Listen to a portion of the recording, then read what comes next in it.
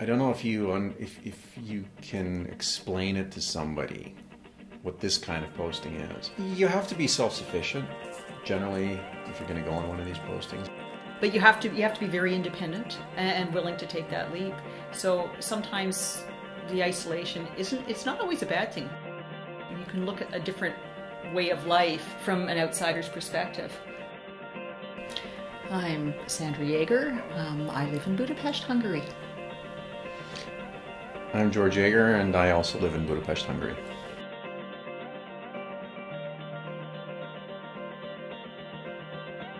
We were posted here in July of 2011, so we've been here almost 2 years now. The posting here is I'm the only foreigner in the department. Everyone else is Hungarian.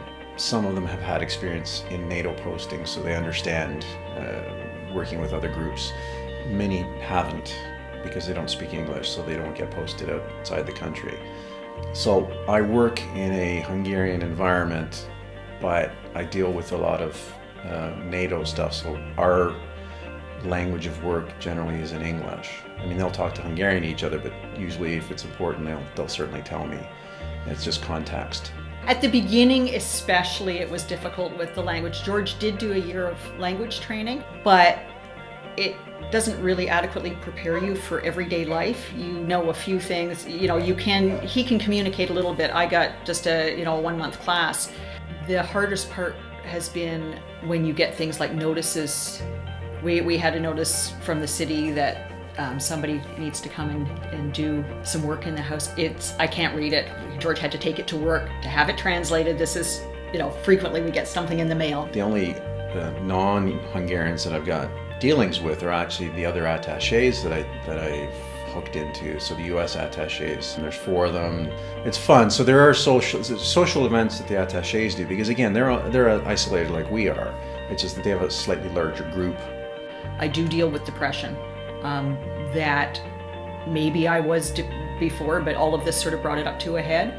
I do a lot of crafting and art and spinning, knitting, weaving, sewing. That has been my passion all of my life, and that has helped me get through it. When I'm feeling really blue, I just bury myself in it. And also fitness.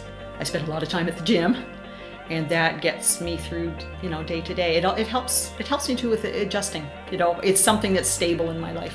We take art classes. Both of us take art classes and figure drawing, and George takes some creative writing class once a week. That has been a great social outlet for me.